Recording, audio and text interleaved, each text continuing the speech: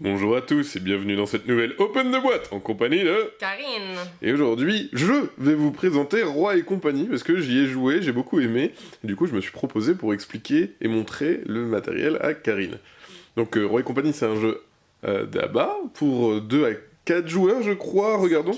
2 à 5, voilà. Toi, tu as la boîte sous les yeux, tu peux me corriger. Voilà, je peux tout voir. Et ça va être un jeu inspiré un petit peu du YAM, on va voir ça ensemble. Est-ce que tu peux nous montrer le dos de la boîte, s'il te plaît? C'est à partir de 8 ans. À partir de 8 ans, ouais, c'est très très simple. C'est vraiment petite prise de risque, très sympa.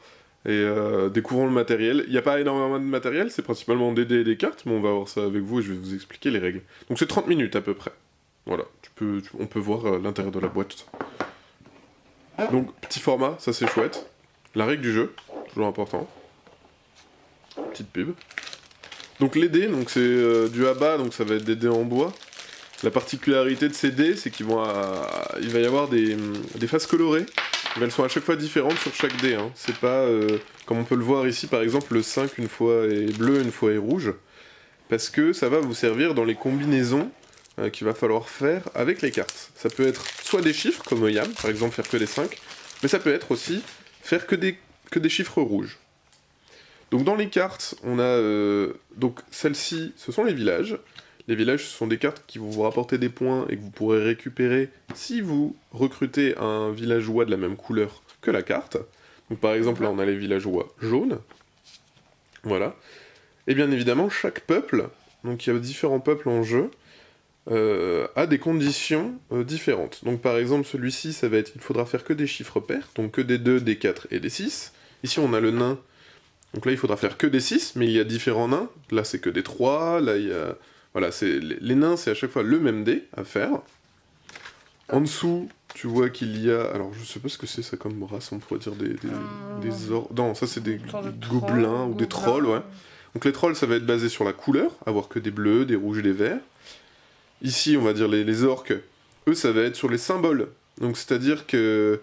Là, par exemple, il faut un carré, en dessous, il faut un brelan, ici, il faut un full, c'est-à-dire 3 fois le même chiffre et 2 fois le même chiffre. Donc un brelan et une paire, ou des choses comme ça. Donc là, ça va être basé que sur les chiffres.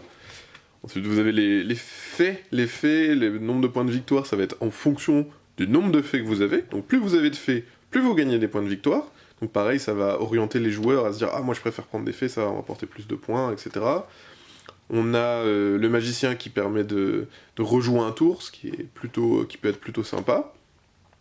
Là, ça va être basé sur les couleurs. Il faut avoir toujours la même couleur, mais celle qu'on souhaite. Le sorcier qui va aller capturer la carte juste à côté de lui. Et les dragons, c'est des dragons qui font perdre des points, comme on peut voir en haut de la carte. En fait, on va les offrir aux autres. Donc on va faire perdre des points aux autres, parce qu'on offre un dragon dans le village des adversaires. Un beau cadeau empoisonné. Un beau cadeau empoisonné. Et la dernière carte qu'on n'a pas montrée, ce sont eux, ce sont les idiots du village. En fait, à notre tour, on lance les 6 dés, pardon. On essaye d'avoir des combinaisons.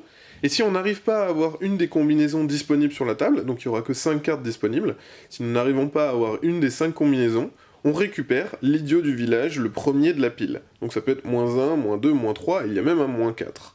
Voilà, donc ça vous fait perdre des points de victoire si vous n'arrivez pas à faire une des combinaisons disponibles. C'est là où il y a la prise de risque.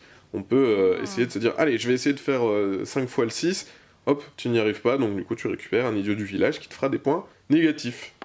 C'est sympa tout ça. C'est tout simple, ça fonctionne super bien, c'est vraiment un peu comme le YAM, sauf que là, les contrats, il y en aura 5 disponibles, et il faudra à chaque fois prendre la carte, etc.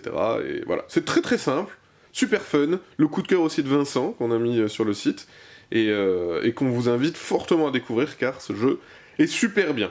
Voilà, et bien écoute, je pense que j'ai tout dit sur Roi et compagnie. Je pense, oui. Le joli jeu d'ABA, voilà, nickel. Et bien sur ce, on vous fait des gros bisous. On vous dit à la semaine prochaine. Et puis ciao. Salut. Salut.